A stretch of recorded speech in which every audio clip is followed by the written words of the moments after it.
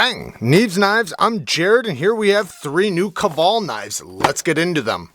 The first one we're going to get into is this little Pikal. Now the packaging they have is really cool. They're easy to stack. I'm not a huge fan of boxes just because I have so many knives, but they are really nice and they do stack up really nicely if you have a bunch of them. Now, so we are going to talk about what kind of damage this will do here in 1 second. I just want to talk about grip. So you have your standard grip. Then you have the reverse grip, which would be like the way you'd cut a rope or something like that, which is a really good grip for self-defense, especially with people, you know, if they wrap their arms around you or in close quarters. Then you have what this is mostly built for, the Pikal grip. So, and that's why this is a Pikal, you know, it's made for the Pikal grip. Now, you can reverse it around with the edge facing out. We'll talk about that here in just a moment. Now, I am in no way, shape, or form a professional. I'm just a guy on YouTube. I've been through a lot of crazy situations and seen a lot of things, but that doesn't make me a professional. So take everything I say with a grain of salt. Now, as far as this one goes, it is a little folding Pikal, which I think is really, really cool. Titanium body with this diamond pattern. Looks very Japanese style. M390 hawkbill blade. And we're gonna actually test this out here in 1 second. Now, the sharpening tool and plunge grind looks really nice on this. I do like that. Love the access to the liner. It makes it so there's no cutout this way, but they opened it up so nicely, so it's actually a very comfortable way to disengage. You're not going to accidentally disengage it because it is hidden inside there. And you can see the liner is inset, and it is a steel liner. I think there's liners. No, there's only liner on one side, so you have basically an inset liner lock on one side of the titanium scale that is a stainless steel liner.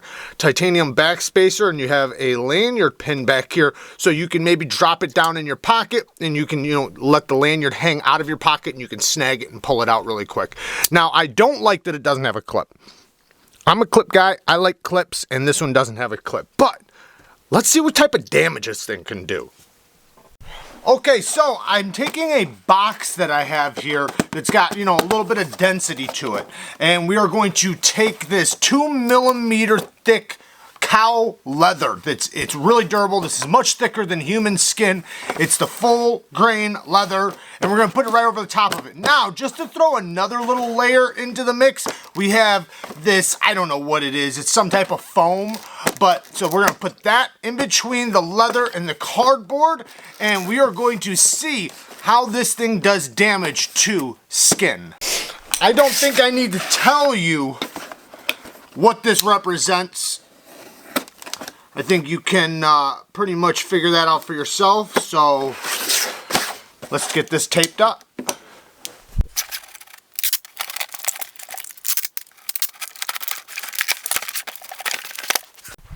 So I know this isn't the sturdiest target, so I'm gonna put my hand on top and I'm just gonna do a couple clawing motions. We're gonna do a light one and then I'll do a deeper one. So that right there was just a snag, okay? And wow, yeah, it went all the way through and through to the cardboard. I barely put any effort into that. So that's tearing through 2mm thick cowhide leather. Now, let's put a little effort into it.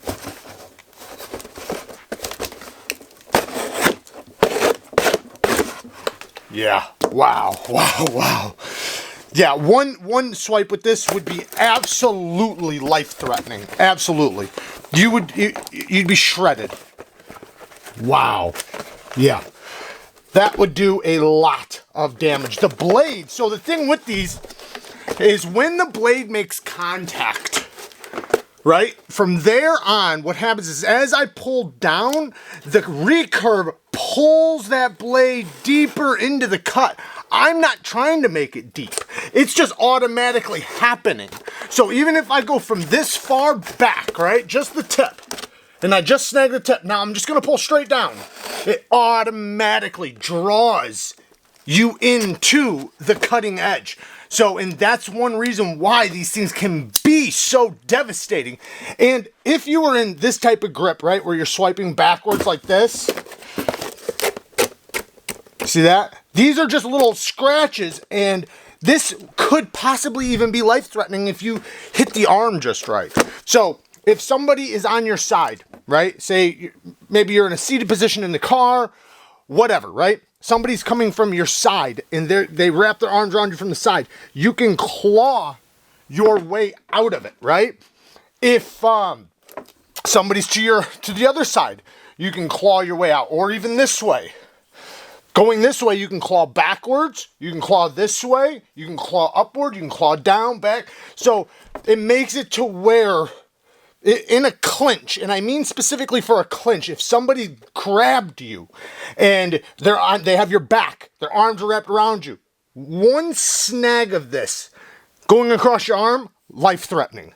So, and you know, if you did get to their midsection, yeah, I mean, use your imagination. Now, as far as putting it in the reverse grip with the edge facing forward, right?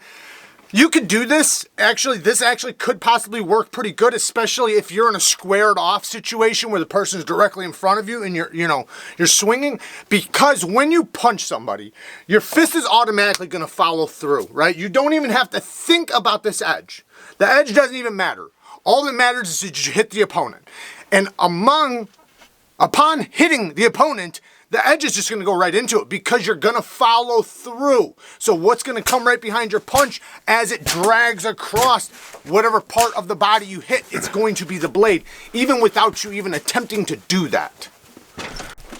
With it reversed the other way, obviously you're going to have to claw a little bit because it's not going to do anything, you know, because the edge is faced that way. So you'd have to hit and cut. So, you know, this way would be more self-defense. Somebody comes around the back, the side of you, something like that. And obviously, train with whatever you have. It doesn't matter what you have, but train with it a little bit. Train with it a lot of it.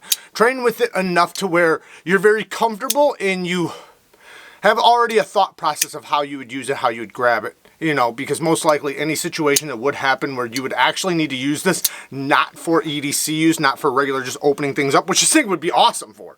You can open packages like a son of a gun with this thing. This thing would open things up. Obviously, it'll open things up, right? So, you know, you can use it for EDC, but in the event that, God forbid, something happens and you had to use this, you'd want to be comfortable with what way you're going to use it, because to be honest, the situation that would most likely happen where if you did have to use this, it'd probably be something you wouldn't plan for. Do you know what I mean? It'd be something that would come so out of the ordinary that you never would have imagined. You never would have thought this would happen. So plan for everything, plan for all situations, and plan so that you can be prepared in the event that you have to use it in a different grip than you'd intend.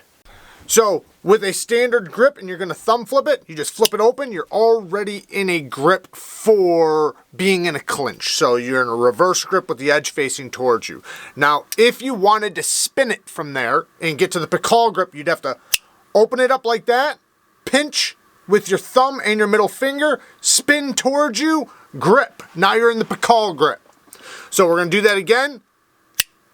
Flip, pinch, spin, reverse grip, or Pikal grip. Now, we're going to do that fast.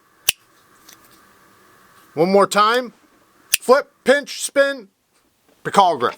Now, if you're going to use the pointer finger and snap it open like that, you snap it open, same thing, pinch, spin, now you're in the Pikal grip. One more time. So you flip, pinch, spin, now you're in the Pikal grip. Now, obviously, you can just pinch it and have it in the forward grip, but, you know, it's not going to be a self-defense grip. It's going to be more of an EDC grip. So when you flip it open, you're pinching right here, and you're letting it kind of be able to rotate. So you need a little bit of room between your palm and the handle so it can spin, but not too much because you don't want to hit the edge. So you want just enough for you to get it into that grip, and then when you practice with it a little bit, you will know exactly right where to pinch it to get the perfect grip. So I was planning on doing all three of the KAVOL knives I have at one time in one video, at least for my first impressions. This one wound up running a little bit longer than anticipated, so I'm gonna save the other 2 first impressions for a different video. I do appreciate you guys watching. Until next time, peace.